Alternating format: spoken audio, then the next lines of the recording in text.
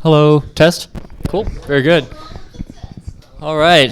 Well, thank you everyone for coming out here. I appreciate the enthusiasm and the hype and the standing ovation before it started. It's great. Set the bar real high, man. Some of you might remember me from the last talk I gave here back in February. It's about my time in the Free State Project. I was a big libertarian activist back there, and I moved here recently. And this is a topic that has been sort of near and dear to my heart for a couple years because I think it's really unexplored in our space as far as we're talking about activism. There's political activism, there's all sorts of things. But I think actually how to reach people and how to communicate and build little coalitions and build little friendships is super important. And I think we as libertarians sort of have a hard time with that for various personality reasons and for being alienated and all sorts of reasons. So hopefully I'm here to shed some light. And there's more detail probably that I can pack in here, so please feel free to ask questions at the end. I'll be here afterwards. Please find me. If you want to talk anything more about it, then I'm happy to. So the structure of this sort of presentation, I'm not really super big on this. This is just sort of to keep me coherent and aligned. But it's gonna talk about, it's gonna go through basically influence as a process of earning status with other people. And as you earn status, you discover who they are and you begin leaking aspects of yourself to them. And then through various psychological reasons, they warm up to you. They warm up to your ideas because they warm up to you. So influence, the way that I'm going to be speaking about it, is a subtle process. It's not argumentation, it's not debate, it's not convincing, it's not persuasion. These are all overt, top-level intellectual practices, and certainly there's room for that, but what I'm going to be talking about is a subtle, covert, sort of invisible process. So I'm defining this social activism as the practice of influencing others by leveraging your social standing with them. That's the real currency, is your social standing. And I'm going to be using the words esteem, standing, status, reputation. These are all sort of interchangeable, maybe not technically, but sort of how I'll be using them, they will be. And as I said, influence is a subtle process. The whole point of acting in this way, or sort of working with others in this way, is that you want to avoid arguments, debates, and other types of adversarial situations. And the reason for that is because adversarial encounters produce defensive responses in people's minds. They shut down, they get emotional, they cease to give you any access into their mind. Influence is also a repeat process. This is not a 15-minute thing where we can red pill somebody into a way of believing or whatever. This is a process of iterated interactions with people over time. As they give you more esteem, as they give you more standing in their mind, you get greater leverage to be able to change their mind. And over time, through the process, it becomes more overt, and I'll get to that, but at the beginning it has to be subtle and covert. And I want to address, I guess, the idea that influence is seen or can be interpreted as a negative thing. I'm going to influence you as some kind of objective thing I'm doing to you, but it's really neutral. Really, it's happening all around us. We do it all the time, to us, from us. We can't help it, and we're all influenced by peers, family members, associates. We're influenced by the law, the government, culture, education, media, the whole thing. And the understanding of the psychology around this domain is just knowledge. It's not intrinsically good or bad. It's just a technology. It's just a means. And so you can use psychology and you can use influence in what I would consider nefarious ways. Advertising, I'm pretty against all the time. Social media manipulations, all sorts of pickup artistry. These are ways to use sort of weaponize psychology against people. And to sort of, get what you want out of them without it being a positive interaction. On the other hand, positive interactions are things like therapy, doing your own self-improvement work, becoming a better leader. This is ways to use influence for good. So it's really just a neutral term, and I hope not to engender any feelings one way or the other about it. So the first thing to really talk about or think about is, what do you care about? And it's important that it's specific. So influence and what I'm sort of calling social activism is kind of an agnostic topic. It's cause agnostic, right? You can be influenced about a million things, whether you want to go hang gliding, or whether you want to go rock climbing, or whether you want to have this food or that food, or belief in this or that, or have some principle or not. So it's not just about some esoteric concept or a belief. It can be about a behavior, it can be about a habit, about an action, certainly can be about principles. But I think when you're looking to influence people in some direction, it's important to think about that direction, because we influence people all the time regardless. We're always broadcasting, we're always signaling, we're always speaking, we're always exerting some influence on people. So if you think ahead of time, well, these are the issues I care about, or these are the lifestyle practices that I want to see promoted, or these are the fun hobbies that I want my friends to join in with me on, or whatever, then it's important to sort of have that in mind at the front, so that you're making sure that you're targeting that rather than just targeting anything you happen to be doing. So the first part about this is really unpacking what is status and what is standing and what is all this. So status is really the main engine for influence. It's where the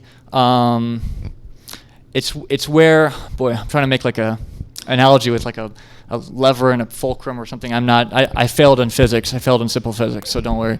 But it's basically what the whole system relies on, that you're not able to influence people if they don't respect you. And so thinking about respect, esteem, status, these are all sort of the same. And so I'm going to spend a little bit of time just describing some of the status dynamics that exist within humans, because we have an ancient past that has some interesting little facts and little details about it. We are born sensitive to status. There's a neurological component, a part of our brains that is referred to as a sociometer, and it measures where you feel you stand in comparison to anybody else in a room, or with your peers, or with some kind of in-group. And you can sense very concretely changes in status with other people, right? If you said something and you're embarrassed, right? Being embarrassed is a status reduction, right? That is a feeling of, everyone else thinks I'm here, and I've been playing and acting, and this is all fine here, and then this detail was revealed, and now I'm here, right? There's a decrement. You've just lost a lot of respect, or you've got humiliated in some way. These are all terms that refer to being either expanded or reduced in how people see you. And so we're born sensitive to it. We're very emotional about it. And the reason for that is because humans are evolved to succeed in groups. We obviously have individual, personal. There are drives from evolution that target us personally, but we also have very group-oriented drives. This accounts for all the in-group, out-group dynamics, all the tribalistic dynamics that you see in sports and politics and all sorts of things. But we as humans succeeded and evolved in groups between 30 to 130 people for millions of years, until we get to agriculture about 10,000 years ago, until we get to little other variations of human society. We were overwhelmingly a tribal, group-oriented unit, clan-oriented unit. And so we have a lot of sensitivity to where we stand in this group. And you can think of status, well, I guess I sort of put this on the next one, but you can think of status as as what is my value to the coalition? You can think of it as like, what would people be willing to pay so that I stick around and I'm still alive, that I stay, right? So if you think about a group of 10 people and they have various positions, standing positions, right? This is ordinal. There's no like units of esteem and 50 units of esteem. It's all rank ordered. Someone's first, second, third, fourth, and people shift in it. If you're near the bottom and you're the least respected person in the group and you have the lowest esteem signaling you're getting from other people, well, that's a signal from them to you that you're not highly valued, that they wouldn't be willing to spend very much to save you if something happened or whatever. And this is, this is going back, to 10 million years. So thinking about group dynamics from an ancestral perspective, if you have the highest status in the group and you're some kind of elder or leader or chief, then there's going to be tremendous willingness to sacrifice for you because you're so valuable for protection or your knowledge or information or whatever it is. And so there are some components of status that determine your position in any given group. Just 3 buckets I created are biological, right? So height, your health, your physical attraction. These are components of your status because all other things equal, as a man, the taller you are, the healthier you are, and just generally for all of us, the more attractive you are, the more esteem people will give you. Personal, right? Your habits and lifestyles. What do you do? How do you live? What are your behaviors?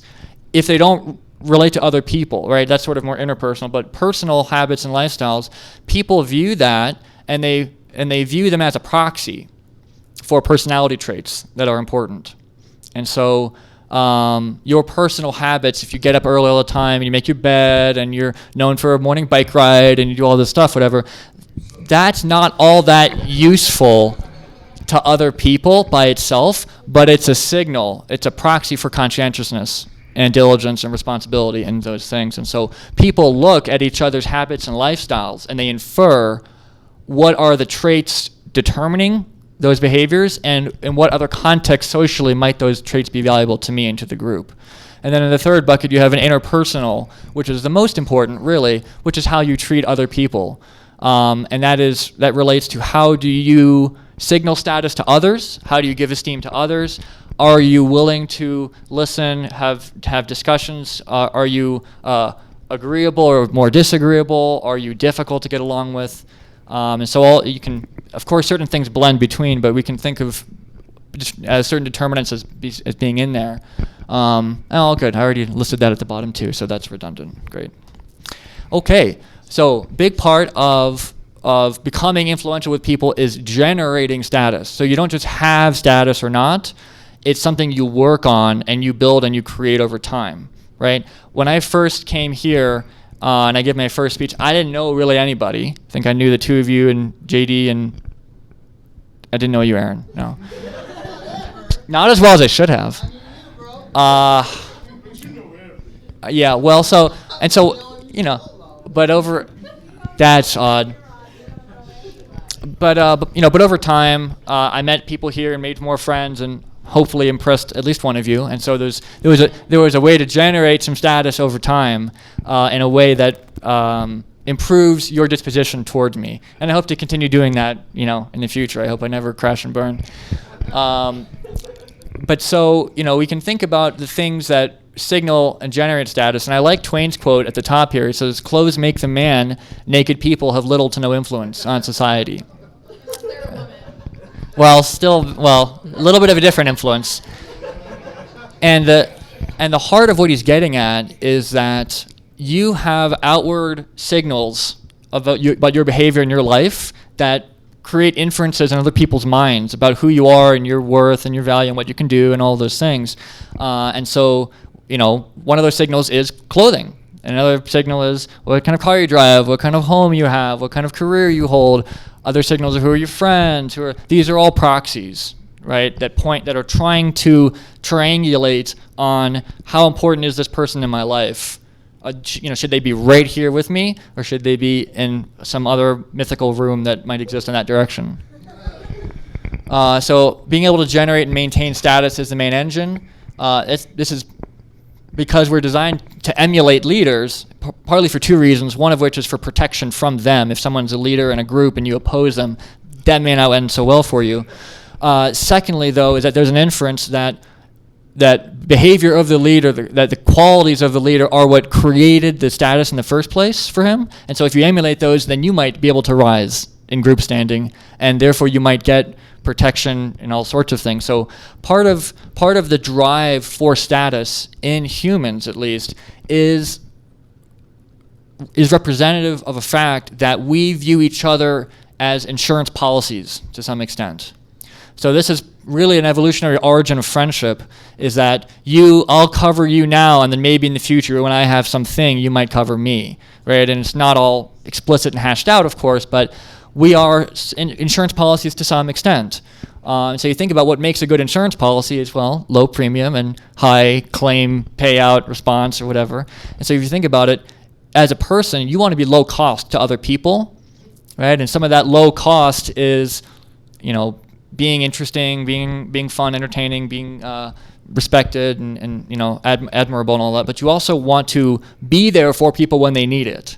Right? You want to be there for them to help solve their problems, right? And so part of this from a personality, dimension plays out in conscientiousness, where it's like, this is why conscientiousness and responsibility is so highly valued, because you want to be friends with the guy that's going to bail you out of jail. You don't, that's really important. You're friends with him, right? Not so important that you're friends with, other folks that you see for soccer once a week. Just a little bit less, So there's reasons for why we want to climb in these hierarchies, and you can work on things in any of these buckets to increase the kind of status that you hold with people. On a biological level, it's sort of hard to change because you are who you are, but being as healthy and physically attractive as you can up to like a limit, genetically imposed limit, is sort of the goal there, because healthier and attractive people are given more respect from others for, genetic desirability reasons.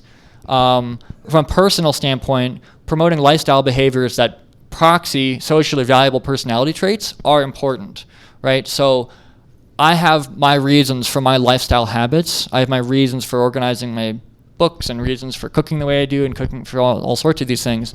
But I know that certain things are socially valuable. I have my own weird, idiosyncratic, introverted stuff that nobody cares about, and that's okay. I don't broadcast that unless people really want to hear it. But for other things, it's kind of important. I want people to know, that I, have a regular sleep schedule, and that I, have good other friends that will vouch for me, and other types of things, and that's not true. Actually, I don't have a good sleep schedule. But on an interpersonal standpoint, it's really important to. This is kind of where maybe more thrust should be given, especially for libertarians. I think we're really not very good on the interpersonal dynamics. Don't interrupt. So ways that you can generate status through interpersonal means is giving esteem to others, right? So, and a lot of this is, this is all sort of second nature to me, and it might be something that people need to be more mindful to otherwise, but like, I'll leave through the stage door. But you have a conversation with somebody, right? And let's say I'm talking to Brandon about music or food or something, whatever, and he has his points and I have my point, and we're going to have a little discussion and navigate this space together. Maybe some of what he has to say I don't really care too much about, 20% of it or some other thing, and he hits on something, though, that's like, oh, well, that's interesting, And so, but if I signal, well, I'm actually really enthusiastic about that, or I want to hear more about that, or can you, hold on, before you said this other thing, can you unpack that? And this is signaling that I'm a good conversationalist, a good partner, and it makes you excited, right? Because it's a thing you care about, and you think, oh, well, if he likes me, well, then maybe I like him. And so there's a circularity involved in esteem dynamics. There's vicious and virtuous circularity, right? So if we're in front of other people, and I say, man, Brandon's got the best taste in music, and you wouldn't believe it. Go to their home and look at the record collection and Kyle's music, and like Warwick household just has the best, right? And I brag to everybody else about that. Are you likely to say good things about me or say bad things about me? Right? So there's a sort of game theory here where it's like, if you're gonna say good things about me, I'll keep saying good things about you. But as soon as I say, no, he's got real shit taste in music, it's all fucking like, I don't know, 80s metal and 70s rock, it's just garbage, hair metal, whatever. Then it's like, yeah, Mattheus doesn't have any taste in music. This guy is, as sensitive as a doorknob. Don't listen to him. So there's a circularity involved in how you treat people and how they treat you. And it's not for like weird sympathetic reasons or whatever reasons. It's purely self-interested. If you promote me to the group, I will promote you, because that is promoting you promoting me, right? I don't want to undermine, if you undermine me, I want to undermine you, because that undermines your undermining of me. Right? And so if you understand this process, then you know that with every little act of positive interpersonal exchange with somebody, you gain cachet with them. You gain points.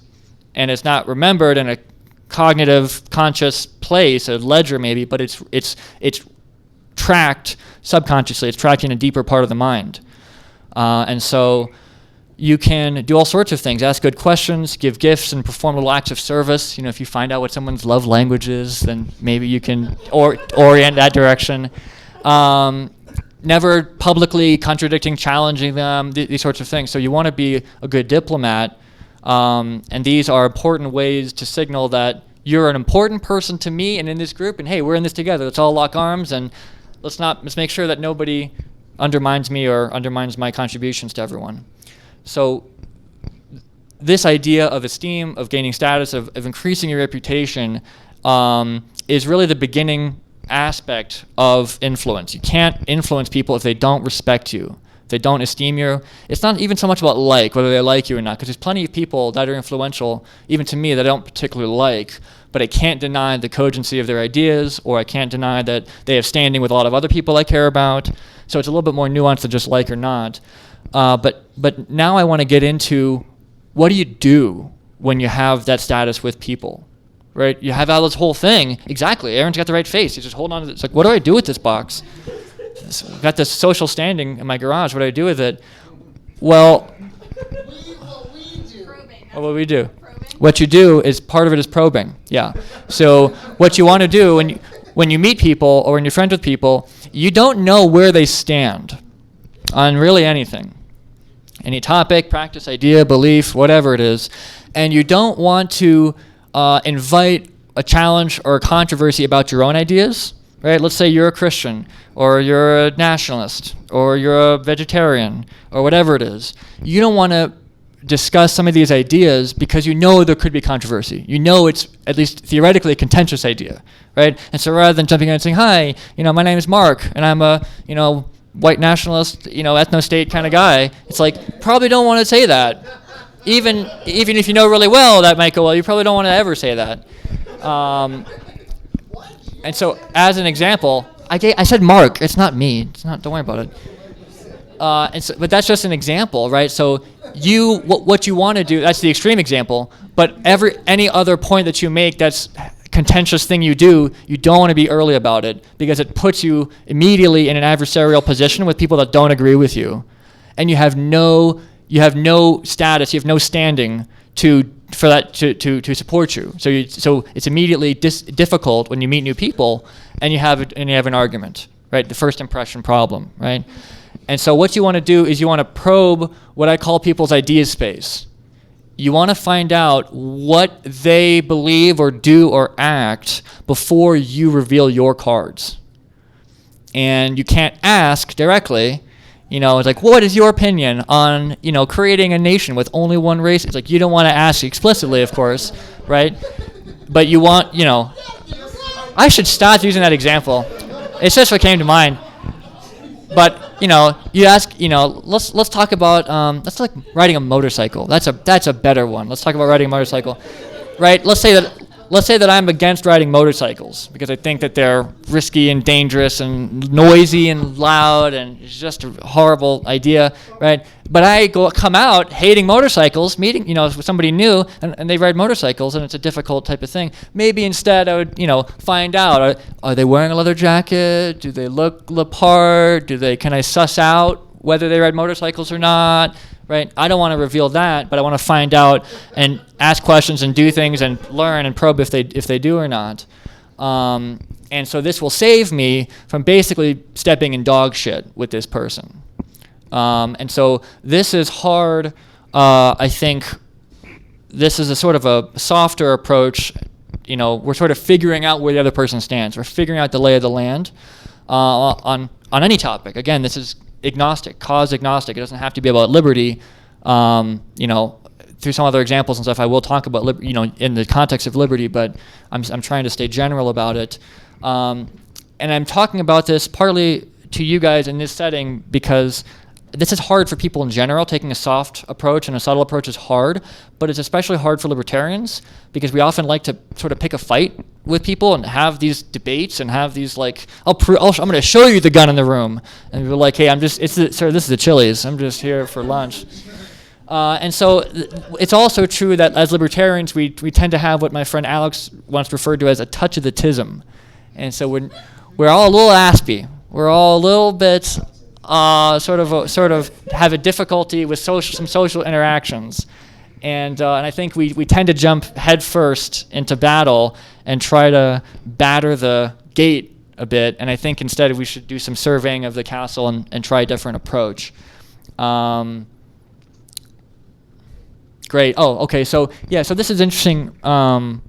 This is an interesting little game or a thought experiment or just a way to practice passing for somebody, let's say a regular person, right? Let's say you're having lunch. Let's say you're having lunch with people and they're all a bunch of Republicans, right? And you're the only libertarian, the only anarchist, and you don't really want to, they're talking about it and they're talking about this governor in Florida, whomever, and they're talking about this other person or whatever, and you don't found him, and you maybe don't know or don't care or don't agree or whatever it is, but you don't want to be outed, right? And so you want to avoid the topic, basically, is what you want to do. It's like, this is a whole, there's tripwire and landmines, and hopefully I don't get called on. Hopefully nobody asks me anything about this. But what might be useful is being able to sort of role play in that sphere. Could I pass as a Republican? Could I pass as a, as whatever, as an atheist? Could I pass as something else? And that's where this idea of the ideological Turing test comes from. The original Turing test was a thought experiment, or an example basically put forward to determine whether a human could tell if a computer was a human or not. So when AI bots get so advanced you can't tell that it's an AI bot, then it's passed the Turing test, right? So in the same way, there's an ideological Turing test, which is that if I can pass as a Republican well enough that real Republicans cannot tell, then I've passed the ideological Turing test.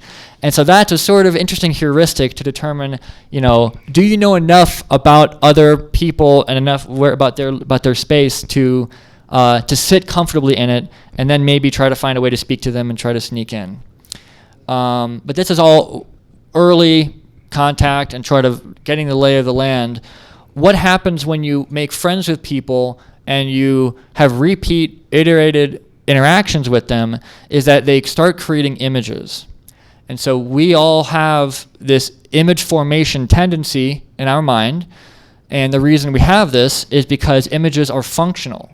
They're a tool that we use to facilitate interacting with people accurately. And what they are is they're just sort of static. They're like a static little 2D image I have. So Brandon and I have known each other for a year, less, 9 months-ish. I guess that's true of everybody, but for some time. And when I met you, I actually interacted with the person, right? Because I didn't have a pre-existing any data or anything about it, right? You were just all edges, all dynamic, and I had nothing to go on, and it was all, and the same for me. Animal, that's right, one of us. But as we became friends and got to know each other, we catalog information, right? Brandon's this kind of guy. He's, he does this, he likes this, he doesn't like this. We build sort of catalogs, and this is the image that we build of each other. And in almost all cases, unless you're both on an MDMA trip or on mushrooms or something, it's the images that are interacting, it's not the people that are interacting. Talk to me later. So this is a really interesting point. I got this from reading Krishnamurti. He talks about the image formation tendency and how it's the images that relate. It's not really the people that relate. And that sounds kind of strange to hear, but unless you've gone through some kind of experience like that, then I guess that it would make sense. But basically, we create images as a representative of the person, because you're just way too complex, Kara. I just can't manage you all the time with all of the edges and complexity, so I'm going to create an image that's sort of static and basic, and I'll update it. I'll update it over time. So I'm not dealing with a year-old you. It's from yesterday or from last week when I saw you at the party or whatever. And so we have a process of updating these images. And what's interesting, though, is that the image is our creation. We invest our effort in creating the image. And it's supposed to track the real person, because it wouldn't be useful if it didn't actually track the person. But it is an abstract construct that we create, and we invest with our emotional energy into it. And so what happens is that we also fall prey to a sunk cost fallacy regarding these images.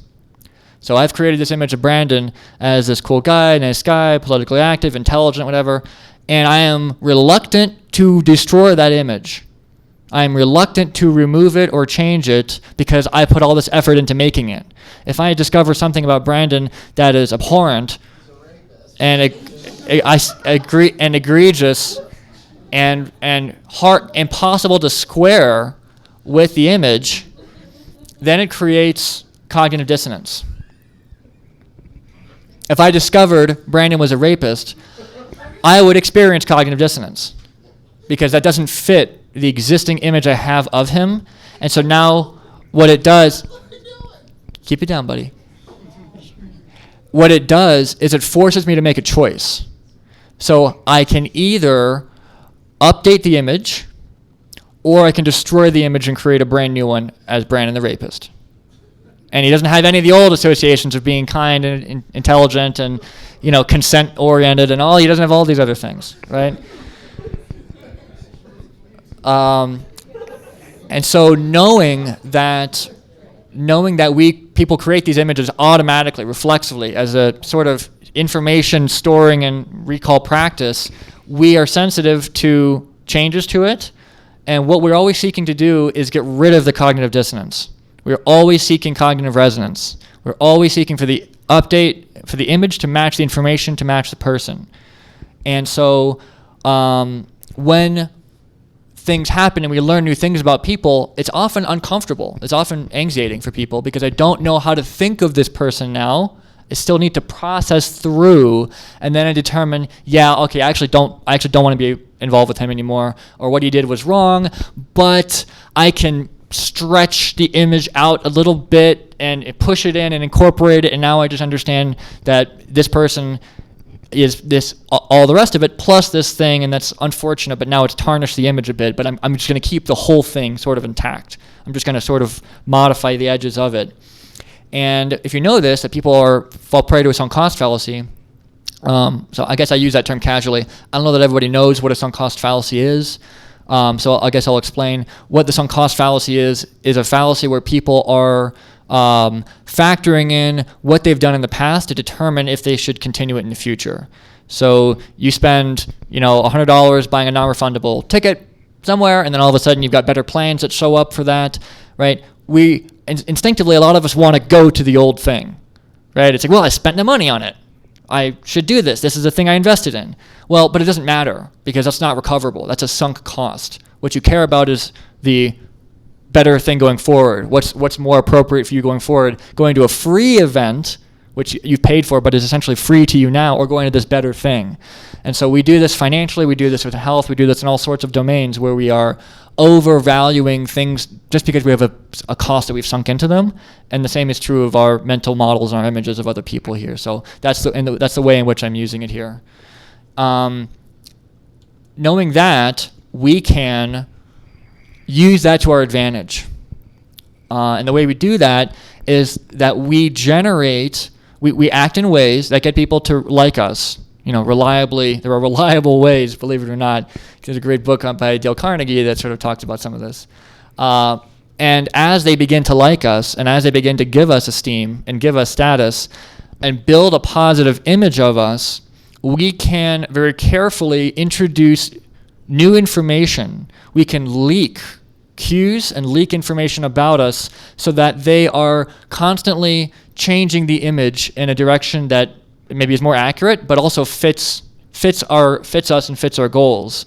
We don't want to do too much, because if it's too deviant, then they may just as well break the whole thing and build a new one with the new thing they learned about you. And you don't want to do that. You want them to incorporate the new updates and the new images in the old image, because that's where all the status you've been building is. And so this is what I call normalizing deviation. Based off of how you perceive what kind of image they have of you, you can begin leaking cues that orient some energy towards something that's off limits. So I mentioned the idea of the idea space before. We all have this idea space in our mind where you just can't walk. In some places you cannot walk. I'm sure all of you know people you can't talk about politics with, can't talk about religion with, can't talk about lifestyle stuff or diet with or whatever. That's be very confrontational. That's barbed wire with anti-tank traps and landmines. You just don't walk there. And that's okay. You have the rest of the idea space to walk with them. We can talk about video games or news or hobbies or dating or whatever it is. You just don't talk about this aspect with me. And these are the off-limit zones. Sometimes later on, sometimes what I refer to, I sort of differentiate between like flowers and dog shit. And there's like different places where you can play in this space in people's minds. Yeah, thanks, Mattheus, from this afternoon. And one way that you can begin to inch towards some of the off-limit zones without actually going and like stepping in it and be like, I'm standing here and I want to talk to you about, smoking cigarettes. And it's like, yeah, I wish you wouldn't. I don't want to talk with you about that. It's like people come to the door and want to talk to you about Jesus, and you're like, I'd rather you not. I think that I'm going to spend time on something else. But you can move towards those spaces where people really are not comfortable or don't have the same view as you by things like making jokes, by things like signaling some related associations. You can find out what are the adjacent plots of land next to that, all that sort of dog shit, and talk about that adjacent stuff. So an example that I remember many years ago, I worked retail, and there was a guy coming in the back room to do some inventory counts or whatever, a friend of mine, and he was telling me about how the company was doing some kind of vote on whether this new policy would come into effect or not, and at the time I was an anarchist and he was just some statist, some normal kind of muggle, and I made some kind of comment like, well, if voting changed anything, they'd make it illegal, and he sort of like, kind of chuckled or kind of whatever, and it's like, what was the point I was making? The point I was making was that, well, voting in these sort of larger systems are really just, not useful or not worth your time, not beneficial. I couldn't say that. I couldn't articulate that point because then he would have fought me. He says, no, voting's important and it's a duty and this is the way it works and this is whatever. So I couldn't have said it explicitly. I couldn't have articulated an overt argument about it, but I could make a joke about it. And he laughed because he sort of knew me and he knew whatever. But him making a joke and him laughing is leaking that mindset into him. It's leaking that, it's belittling that practice, and it's eroding his belief in that sort of structure. And there's other examples, I guess, that one sort of came to mind, but that's an example of approaching an off-limits zone with something other than just walking directly into it and trying to stand in it and talk to somebody about it. And so as you are meeting people and as you are getting them to build a positive image of you, you want to leak who you are to them. You can't hide everything just because that's a miserable existence. But you also want to be careful about it so that they don't throw the baby out with the bathwater, right? And so you make small leaks, which essentially small updates to their image, which is leading to an increased chance in them just modifying it and changing it over time. And so with some of you that I've known here for a little bit longer, you've come to know more and more things about me as we've become friends, and that's because I feel more safe in sharing certain things with people. And I'm confident that they're not just going to reject me once they discover, well, from A to M, I liked you, but once you got to N, fuck you. There's less likelihood of that happening. And so that's sort of the approach that I take with making new friends, because I'm pretty weird, and so I don't want all that weirdness to disqualify me from people. And so this is just playing off of their need to resolve their own cognitive dissonance. It's like, well, okay, I have this image of Mattheus, reasonably good, rational, interesting, intelligent, whatever. I could say a lot more. I'm sharing something with him. Okay, well, now what do I do with that? Well, that can't be, that's not enough of a change for all that not to be true anymore. So that's all still true. We're just going to add this little thing, and it's going to sort of swallow it and get larger, and now I can relax, right? Because now Brandon knows that I like this obscure type of music, and we can talk about it, and he wasn't going to judge me for it or whatever. So these are little examples, but they relate to libertarianism and libertarian ideas, because we often have situations where we want to talk to people about taxation. We want to talk to them about monetary policy and inflation or eminent domain or war or some kind of issue, but you just can't start the conversation with it, or you can't open up and walk into that territory. It's too contentious. But you can make it known that you oppose these things. You can make it known, I went to a conference last week. It was I went to a freedom festival last week, or I bought this book. I have a book on your table. Oh, what's this? Oh, a book on homeschooling. Oh, why do you have that? Well, because, I kind of think the system's broken and maybe we should figure out a different way, whatever. There's all sorts of little ways to broadcast quietly to people around you where they can start slowly getting warmed up to it. And that is why I have this sort of frog in boiling water situation. It's sort of this analogy that I'm picturing about this. Once you have once you have somebody that knows you and is building a positive image, and you have status and you have some respect from them, you start planting seeds by leaking some of these cues about you, leaking some of your weirdness, leaking some of the different things you don't share with everybody. And over time, you continue to stay friends. Hopefully you continue to impress them. You continue to act in good ways where they want to keep you around. But due to exposure effects in humans, repeat interactions tend to be favored and viewed positively. And this is true like of anything. If you I think, what was it? Some various studies that proved it. If you introduce study participants to the same, neutral stimulus, it was like a noise or music or whatever, over time, they would eventually come to like it. Just because due to a part of our psychology, things that happen over and over again and don't kill us, that must be okay. That must be good. It's the things that happen to us and kill us that we really care about. And so just being exposed and just connecting with people, over time, they will continue to regard you positively as long as you don't do anything crazy and weird to break it. And as their image of you grows and becomes stronger, you begin to shift from covert into overt influence strategies.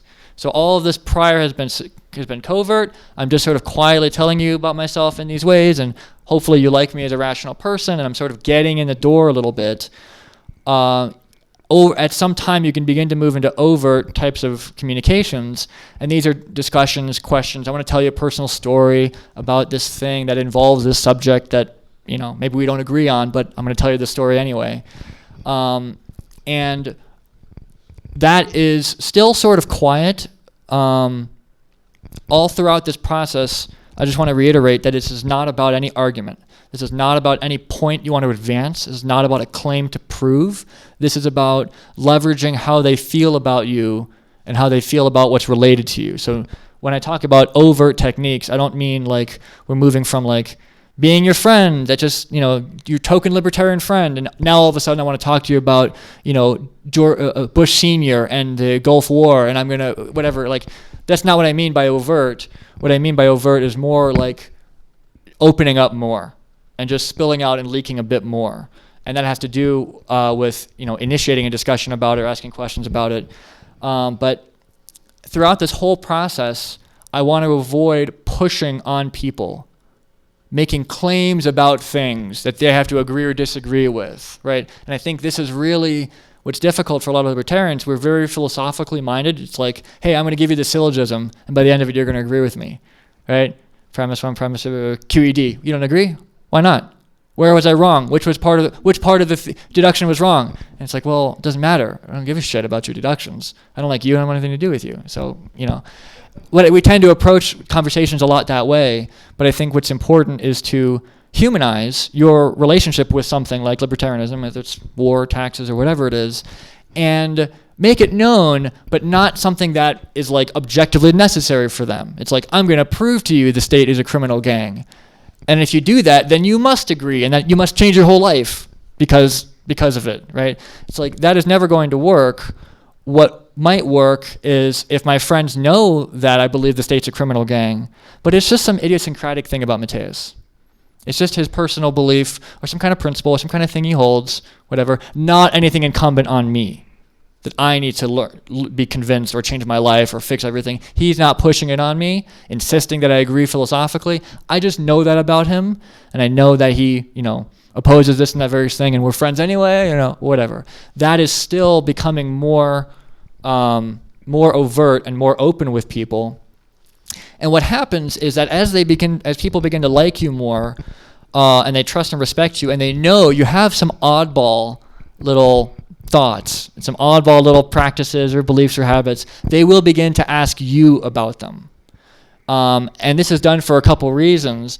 They'll ask, basically, they have their own curiosity. They know you have an interest in the subject and they want to figure it out. So I've had this interaction with many people talking about money and cryptocurrency and things like that, right? So we talk about hard money, gold standard, limited government, whatever, no government, these sort of principles, and we can share the same space.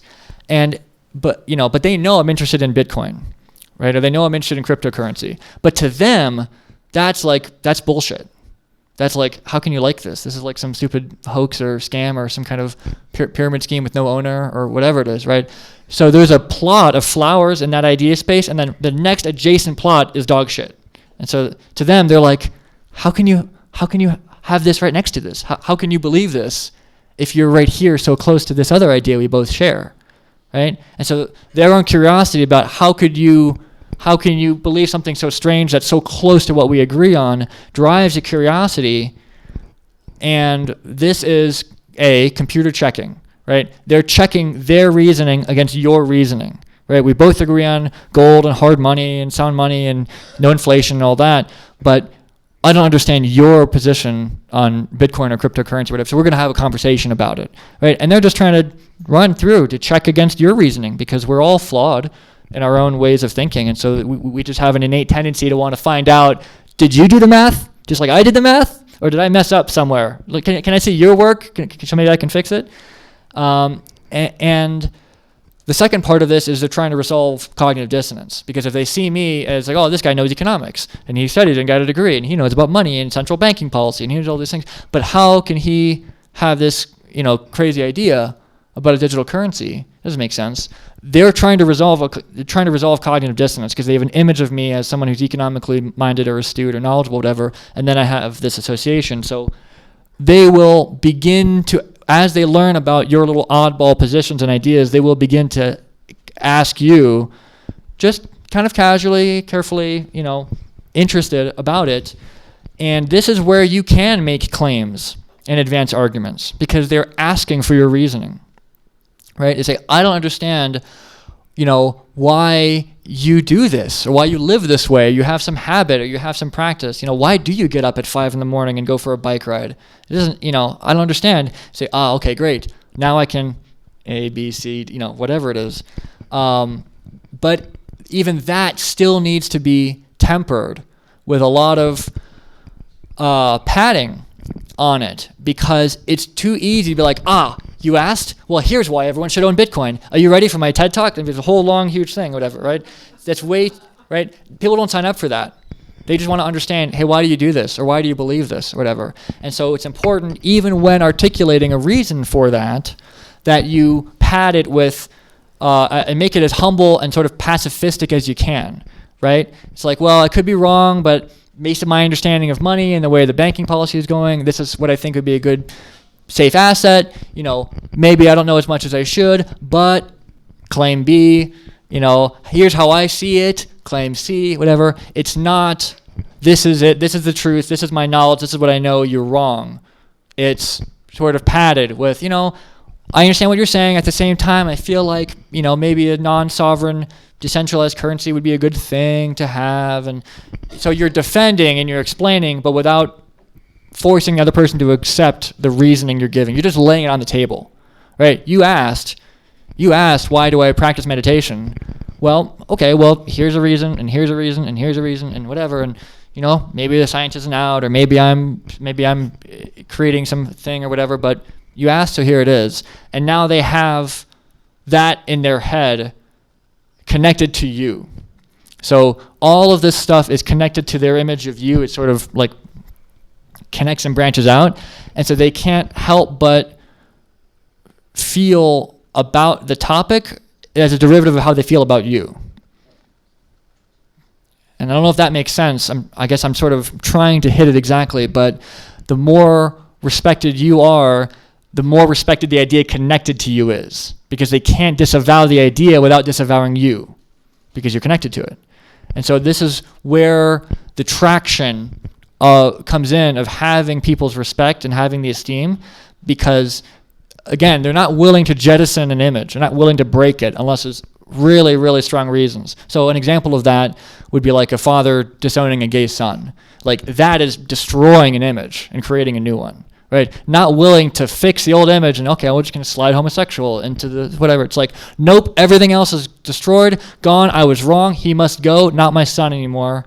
Now he's just, gay man or whatever it is, right?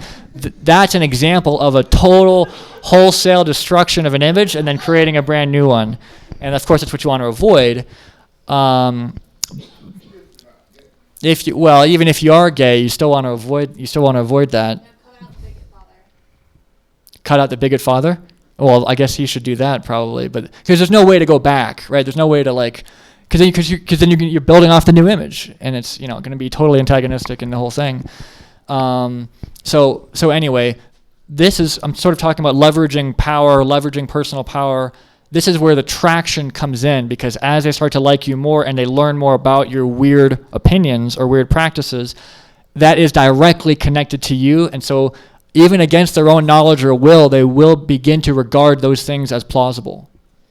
And not just as plausible, but as rational or as interesting or as however they see you. Because those things are connected.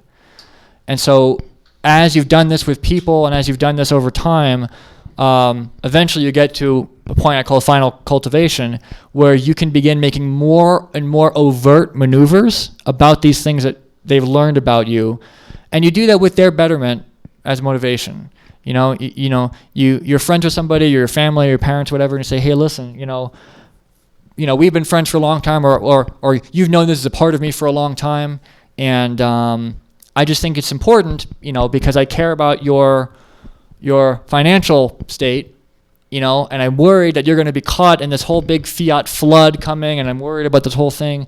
And so, for your sake, I am giving you this book on Bitcoin, or I am inviting you to this class that I attend, or I am offering you something overtly to get you into the door on this idea that I've been leaking to you for all this time.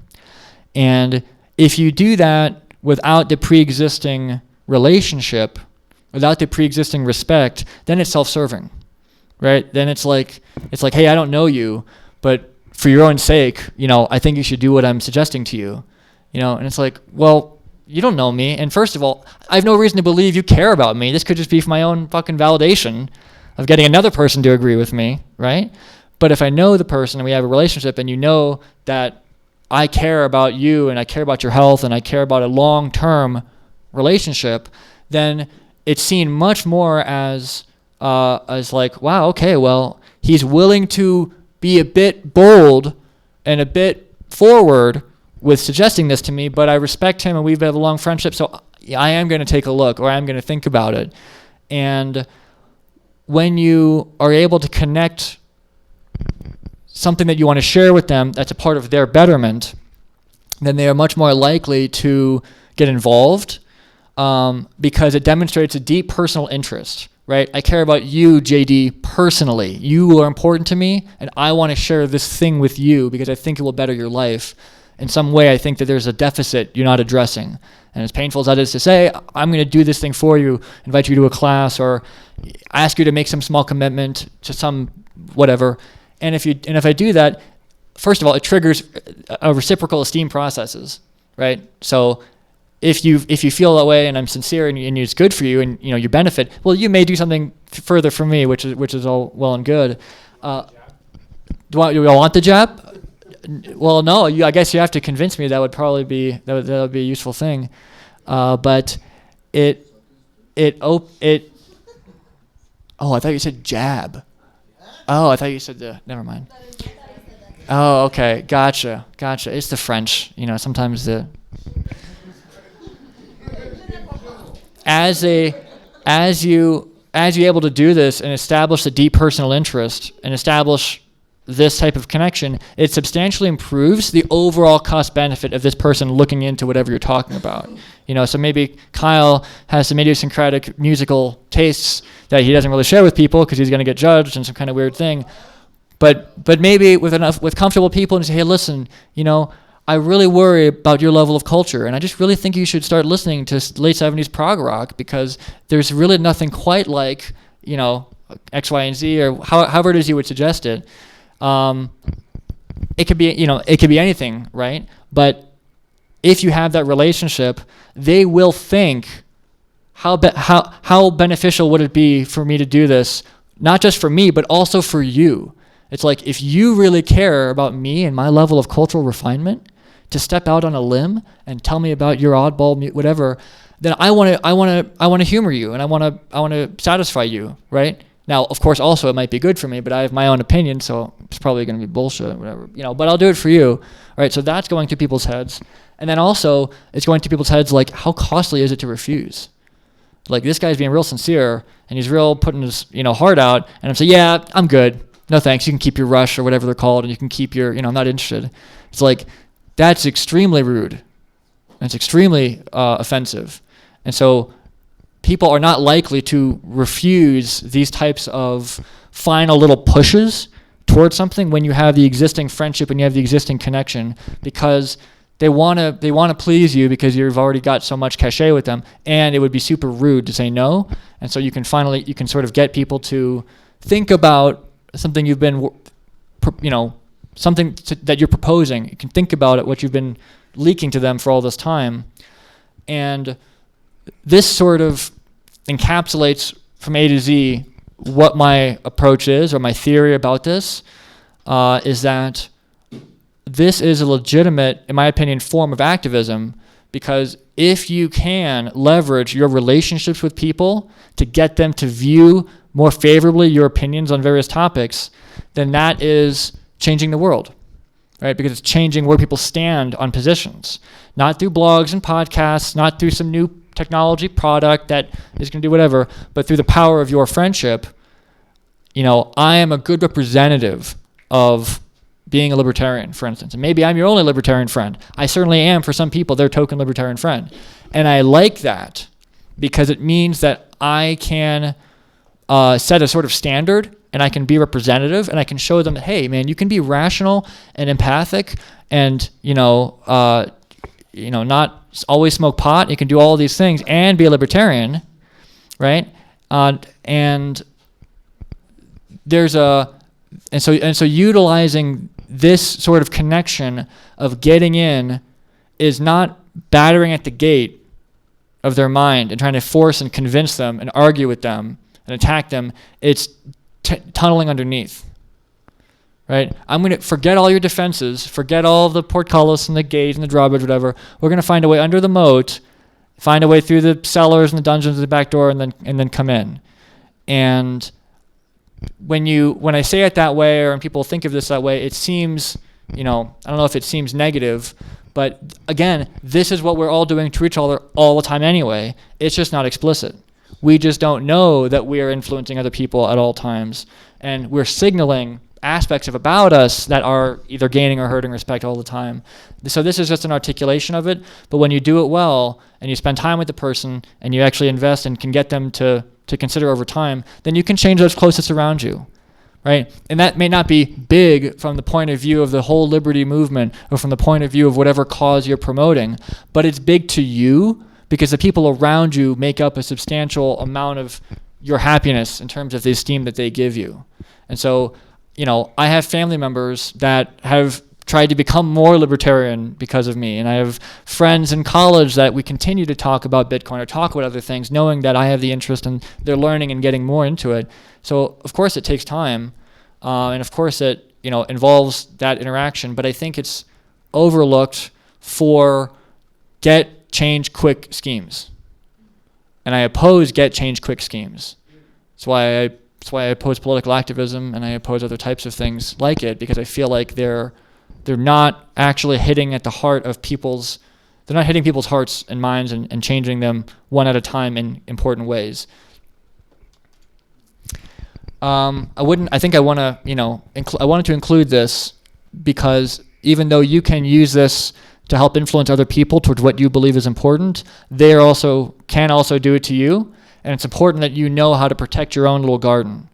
And so there's two levels of protection that I want to describe, one of which is just recognizing the threats to your garden. How are you being directly influenced? What are the things that are directly influencing you? And that's overt things like news, misinformation, marketing, corporate marketing campaigns, but actual lies or actual attempts when people misdirect you, these are attempts to control you by influencing you without your knowledge. Things are being directly broadcasted to you. There are also things being indirectly broadcasted to you that you may not be aware of that are nonetheless influencing you.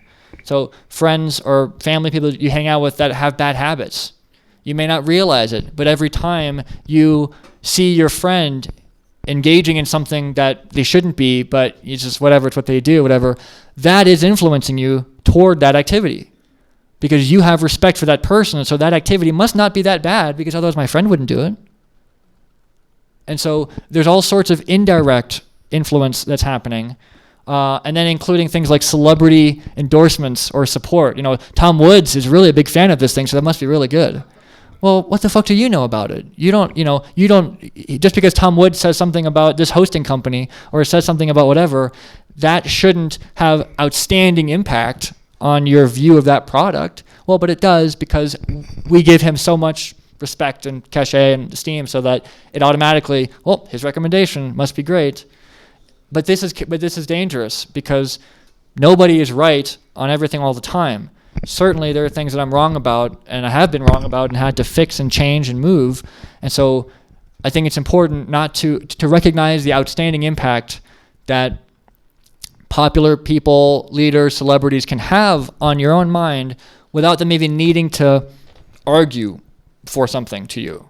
Just by fact that they believe it has an effect. And then I think that there's a second level, which is like proactive investigation. It's like when you notice that something is popular around you, everyone seems to agree, but you don't really know much about it. It's a complex topic. There, I think, is ripe for unwanted influence, unknown influence. So there's lots of topics that people can have opinions on. I include some climate change, vaccines, abortions, your opinion on AI, your opinion on whatever any of these things are going to do. These are all highly complex topics, and many of us have opinions one way or the other, and maybe even some opinions that dominate in any given in-group, right? But just because they dominate in an in-group doesn't mean that that is the right position to take if it's a very complex issue, right? I don't know anything about vaccines, but I know a lot of people that behave and believe that they do know a lot about vaccines. Now, I have my opinions about any given vaccines or any given things, but I also know that I don't know anything enough about it, and I know that just because something is popular or whatever is not a reason to jump on it. And so what I do is I reserve judgment. I proactively reserve judgment on things like climate change. I proactively reserve judgment on, whatever drugs people are taking. Some of them that I have my own personal experience with, I will lean in any given direction. But I think this is important because you are influenced by peers more than you know, and if everyone has the same opinion or similar opinion about something, you are very likely to hold that same opinion, even if you don't want to, or even if you think you shouldn't, or even if it's whatever. And so I think that sort of going in and investigating for yourself and reserving judgment and figuring out for yourself is an important way to prevent you from other people from planting their seeds all over your garden. Fucking, they're just weeds, man. And so the final thing, these are just my final thoughts. I appreciate you guys sticking with me. I'm wrapping up. But this is a slow process, as I mentioned, but it's available to everyone, right? Everyone has friends and peers and family and people to go to church with or work with or whomever, and they all have social circles and social connections with these people. What it does, though, it does require that you have understand some aspects of psychology, like how do people come to change minds? How do people come to receive ideas? It's important to know. It's important to have skill in some social exchange, right? How do I act so that to help people move in my direction? How do I act to gain friends and influence people, right? And then also it requires patience. This is something that's, I think, also in short supply. How long am I willing to wait to see fruit? And I think everyone wants these quick things and wants some big change, but I think proper approaches often take longer to bake. The last part about this is that there's a tremendous benefit to you by thinking in this way, because it forces you to continually develop yourself. It forces you to continually refine and mature yourself, because the more you grow in any kind of real life domain, professionally, your health, social, any of these domains, the more people automatically respect you because they respect success in life in general.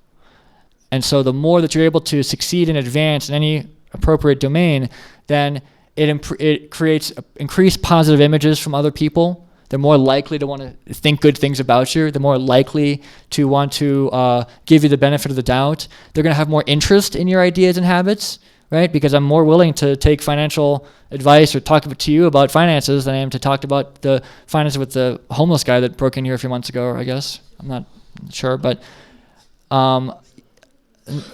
that's true probably of all of you, I guess is probably true.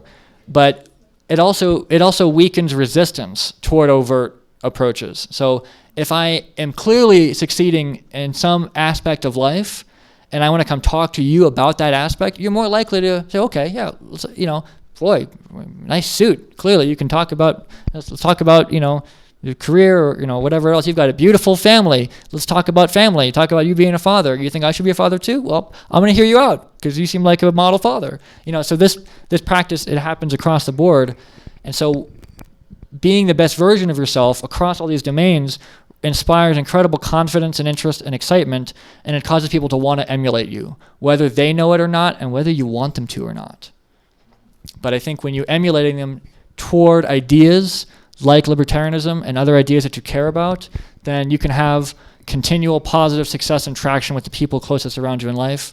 And I think it's just important for your own life and important as a source of activism. So that's all that I have to say on the subject.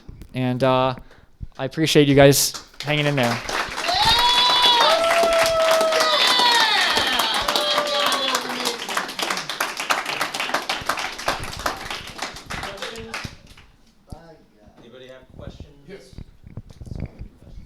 Please.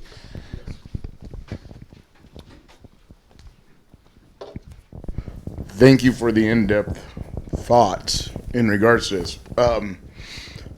My question for you would be in response to what Mike Tyson would say, because you have an idea of a long-term influential plan as to change someone's perspective based upon your interactions, right? Mike Tyson does too. And his is that he's going to change your mind, and he put it pretty succinctly that the best laid plans of mice and men are changed when they get hit in the face, right? And so all of a sudden, now you're looking at a whole different scenario, because what you're coming in with, and you said, was a more soft approach towards trying to have someone realize a greater gain in understanding where you're coming from. Mike Tyson does too. He has a bit of a harder approach, right? But he's trying to get the same idea long term over to you, that he is the baddest motherfucker that there is, right? For sure. Yeah. And so Republicans are doing the same thing. The Democrats are doing the same thing, and you're talking about sitting down and talking to them. And so what I would say, in the beginning of understanding where libertarian concepts come from, this sounds very, to me, it sounds insidious, because we're going to sit around and talk about some things, but I don't see how you interject very quickly short-term solutions to systemic problems by sitting down and making the relationships without at least interjecting some volatile activity. Because you cannot sit up here and talk about a guy who has come from the streets and now is selling fucking rubber shit at the back of the libertarian concept. And I didn't do this by, sitting back and waiting for somebody. Anybody knows me that knows I've been selling shit here at libertarian functions ever since we've had it, and that's in the face kind of stuff, For sure. Sorry. Oh, so how I apologize. So how do you judge the results of what you're doing? Because this is, Mike Tyson judges the results in Broken Bones, right? How do you judge the results of what you're doing? That's a really good question, and it's going to be intuitive. It's always going to be intuitive. And so what it is that I have to feel out people's resistance or willingness to talk about something I want to, I want to talk about liberty. I have this great idea, but I know not you, but I know somebody doesn't want to. They don't talk about politics at all, whatever. So success for me is being able to inch closer to that plot of land, being able to inch closer and express myself to some degree in it without triggering knee-jerk reactions, without getting hostilities, without getting a lot of defensiveness from them. And so the more that my approach and the more that my friendship anesthetizes that a little bit, and I can get closer and closer, that's what I consider part of success. Also, when they come to me and they ask me, say, man, I know that you're real interested in, yoga, meditation or whatever. What do you do? How do you do that? Is that some, who should do that or whatever it is? It's like, well, that's a barometer measure for success. If that's something that I care about with people, because now, not only do they know about it with me and they're comfortable being my friend despite having this thing, whatever, now they're actually coming to me to talk about it. That's an invitation. So that's more success. And then finally at the end, when you're able to, bring somebody along to a libertarian event, I keep switching metaphors, but bring a statist to a libertarian event, or you get them to read Ron Paul's Revolution, talk to you about it afterwards, or you get some kind of thing out of it just because they respect you and I'll do it for you, whatever. That is also success. Now, whether they're going to oppose the next law or bill or tax or crazy thing, or they're going to go have lunch with their Democrat friends just like they always do, whatever. I guess you can't control that. I guess I'm not gonna, I'm not trying to alienate them from everything they've ever known, but part of my approach, I think, is that a lot of the people, Republicans, Democrats, and other things, it's very antagonistic. There is this in-group, out-group conflict. And if I can present as an out-group to them, because I am an out-group, let's say to Democrats, I'm not Republican, so I'm like a different out-group. But if I can present as a interesting, articulate, reasonable, empathic person, that they can't just discount me because I'm some psycho or because I'm some, whatever they want to say about libertarians, but I keep this friendship with this person or with these people, and I force them to recognize, okay, there are some reasonable people that can have opposing views. Mattheus is proof of that. And so that, I think, can disarm some of the, you're with us or against us type of mental tribalistic thinking, because I know at least somebody can take a reasonable third position. So that's part of the goal of that. But I think how you measure success is just intuitively, how do people open up when you start getting closer to the topic?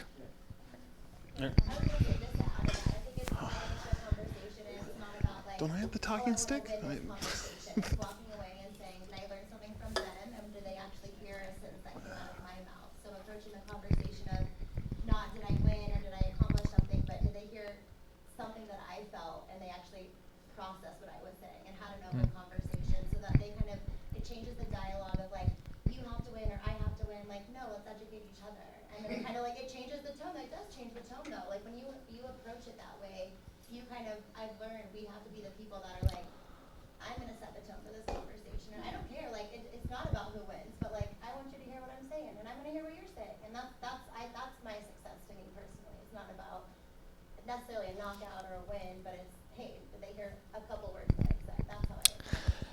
And did you leave the conversation inspiring them to think a little better about the topic than they used to? Did you gain a little bit of respect and traction on that? Absolutely, Yeah. Just tear down that wall a little bit, and a few Yeah. more bricks and a little bit. Just gain 6 inches of ground. Exactly. Right. Yeah. Anybody else have questions? It just seems like to me it's more important to become popular and have positions of influence. I mean, shouldn't we really be working towards that? We should be working towards becoming popular and having positions of influence. Done. All right. But again, though, if you do that and you are broadcasting or sharing or leaking things about you that are harmful, then that's going to have a magnified effect. So the more popular and the more esteem you have, the more magnified your signals and your broadcasting is going to be in any direction.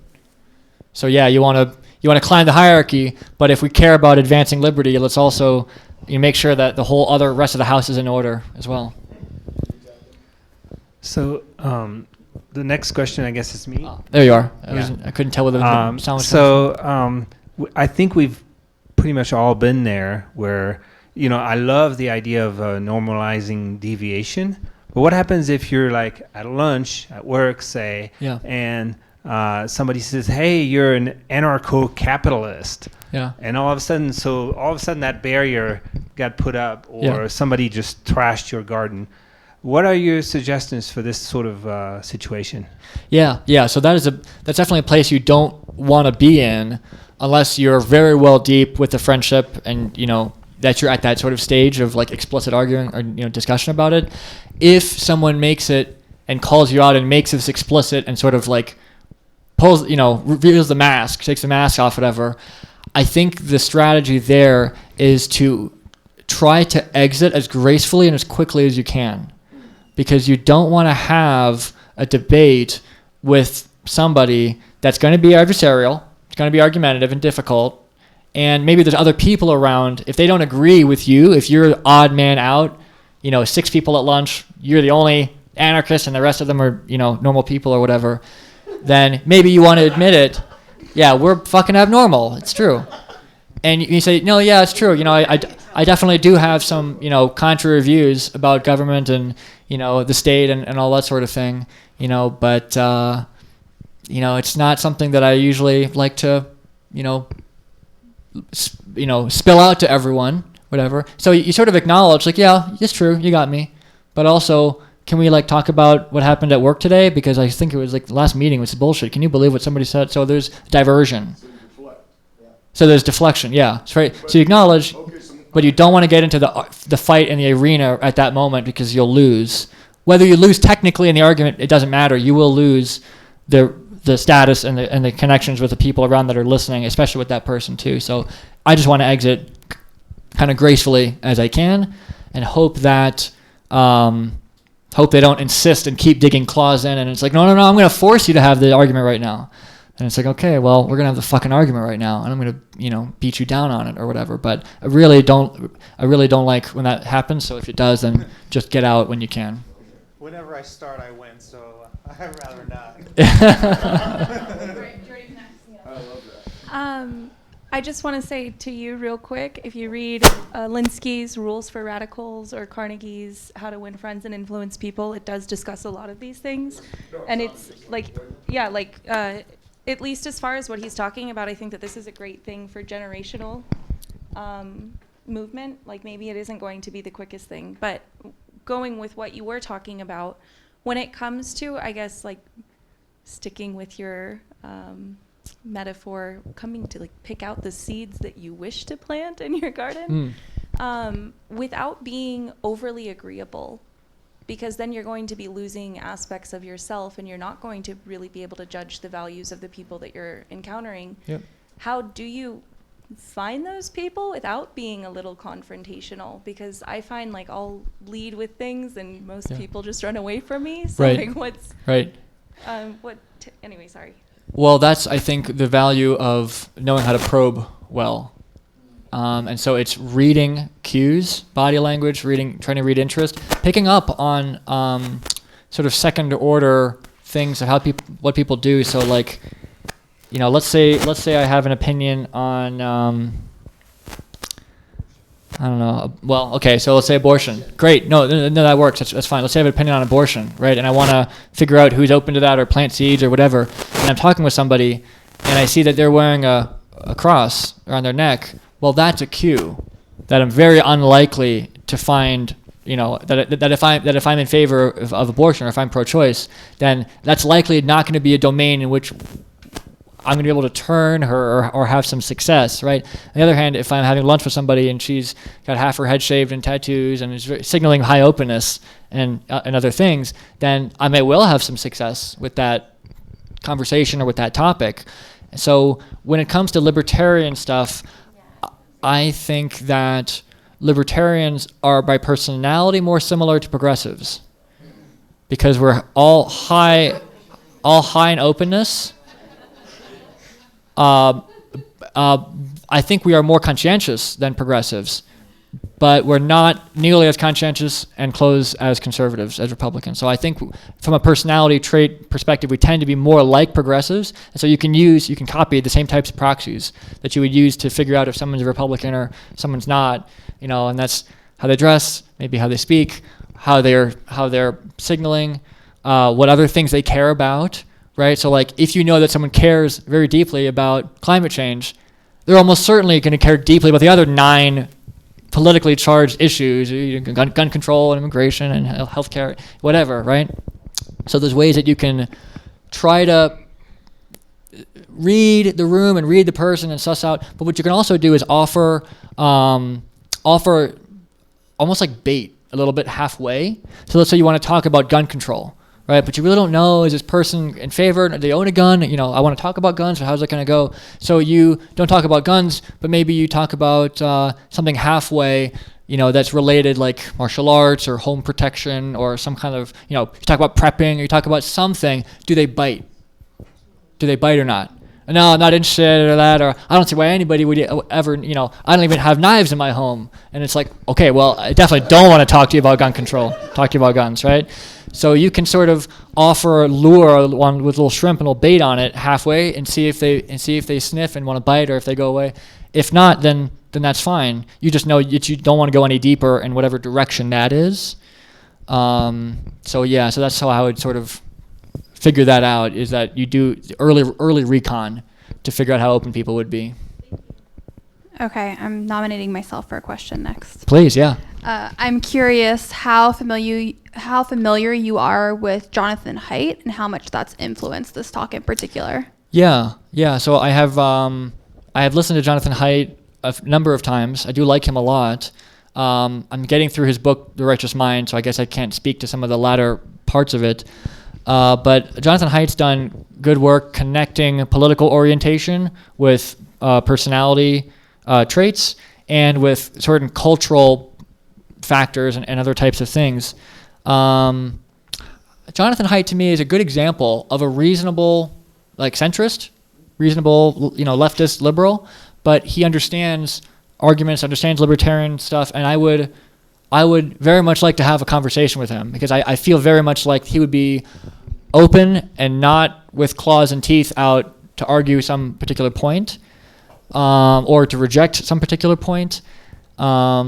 Is there an aspect of his work that you think ties in maybe in here, or? I think his discussion about gossip is actually really interesting when it comes to social influence. Oh, okay. As a sort of informational market. Exactly. Yeah. So that's part of the status game, right? It's that status is a competitive situation because it's relative in positions in society. I have status only to the extent you don't. So it's a zero-sum dynamic. It's a competitive landscape, right? If we both gain in status, it means other people have lost it. So there's a fixed amount of the pie to go around. And so what gossip in this sense is just spreading secondhand information and cues you've learned about people so that you can undermine their status so that you can climb by 0.25% or something. So or build their status. Or build their status, correct. Yeah, so that's where the sort of virtuous circularity can come in, where it's like I want to tell everyone, how astute Brandon is because he keeps complimenting me on my cooking. So I want to tell everyone how astute he is and what good taste he has and all of that. So yeah, that is an important part of the whole calibration system I didn't mention. What about sudden status changes? Okay, so all of a sudden you're the challenger and you knock out the champion, and your status changes and your influence changes. So yes. You're the little guy and your product all of a sudden becomes a big guy and the influences changes. How do you adapt to those kind of situations? When you quickly gain status you weren't prepared for? Oh boy, that's a really good question. I would think probably I would lay low for a while until I figured out how much power I really had. So let's say for instance that I I just write stuff online. I got a website and blogs and I've written some whatever, and then all of a sudden I get super famous one day. People go back and they want to read all these things, and it's like, well, I don't know what's the magnitude of that impact going to be. How influential these things depends on how much, what position I have. But what I would do at that point is sort of wait and see how things shift and what sort of the turbulence before starting to begin a program of trying to influence people with my new level, right? Because if I'm at a new level that I can't manage, let's say we're in this fight and I knock out the leader of the village, and all of a sudden I'm the chieftain now, whatever. But like, it was really lucky. He just like stepped in a snake hole and I just kind of beat him really easily, whatever. Oh, okay. Okay. Okay. So it's not undeserved.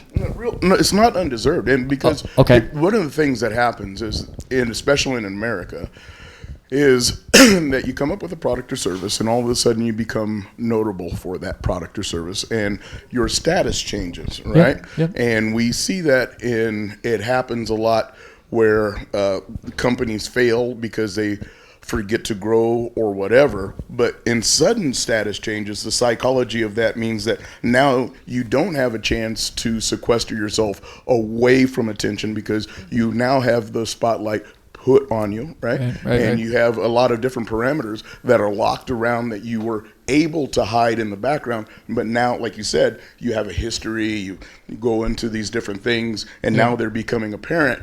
What kind of tactics or do you use to address those situations? Because that happens more often than being able to sit back comfortably and wait for someone's mind to change. Usually minds, in my instance, change quickly. Okay.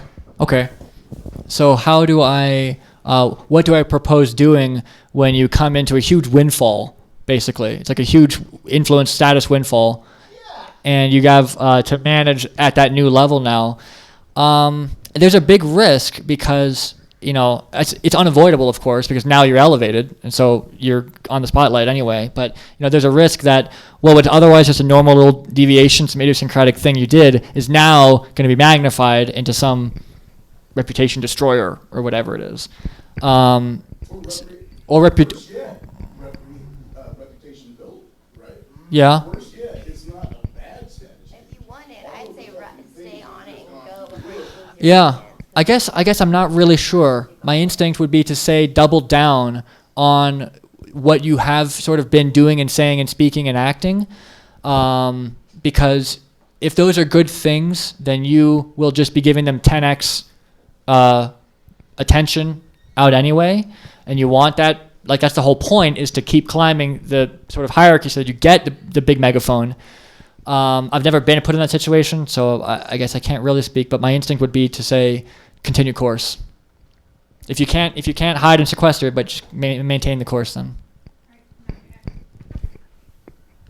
I had a question about influence. You mentioned in protecting your garden that you should be careful what you listen to as far as celebrities and leaders and peers. Yes. With celebrities, that's always 100% one way. Leaders are a little close to that. Yes. But research has shown that with peers, people are really sensitive to whether you're willing to be influenced by them. And it goes both ways. Like, in essence, if they sense that they can't reach you, then you can't reach them. Right. Yeah, that's a good point to make. So with peers, there's a mutual, there's a reciprocal arrangement. With leaders and everything is just a one it's unidirectional. And so I think that so this is kind of funny if you have, if you're friends with somebody and you're both trying to influence you on other things or on maybe even the same thing. I don't know what direction you guys are arm wrestling on, but what you can do is you can, let's say that you're not really open to being influenced on this thing, just for the sake of discussion. Yeah. But that it's important to appear to look open so that they open their gates, whatever. You can, without being, completely dishonest, you can signal that, I understand your position and, I have a problem with this aspect. Will you tell me about this? You can invite questions and sort of invite some activity around that without ceding that, oh, I agree, or I believe you, or I'm gonna move in that direction. I think just having the activity about the topic is enough of a signal to the other person, like they're not giving up. Like they're willing to play with me on this domain that I want. And so I'll hear him out about his like silly pasta recipe that he keeps going on about. I don't want to hear about, but I guess I'll give him a shot. So I think that you can establish a two-way street. And if you're sort of savvy and you know that your friends have outstanding influence on you, then maybe you'll compensate being a bit more guarded maybe. But I think that you can still evoke a reciprocal process just by engaging with the idea, not necessarily having to buy into it. All right, that's our talk. Give it up for Cool. Mattheus. Thank you. Thank you, everyone. We will be back in 2 weeks. David Landwehr will be speaking about the fiscal insanity of the Biden administration. So thanks, everybody, for coming out. We have a bunch of bracelets and coasters from Fee in the back. Those are all free, so please grab those. And then you can buy our swag, spontaneousorder.store. So thanks for coming out. Drive safe, have a good night, and keep fighting the state. And buy shit from Rodney.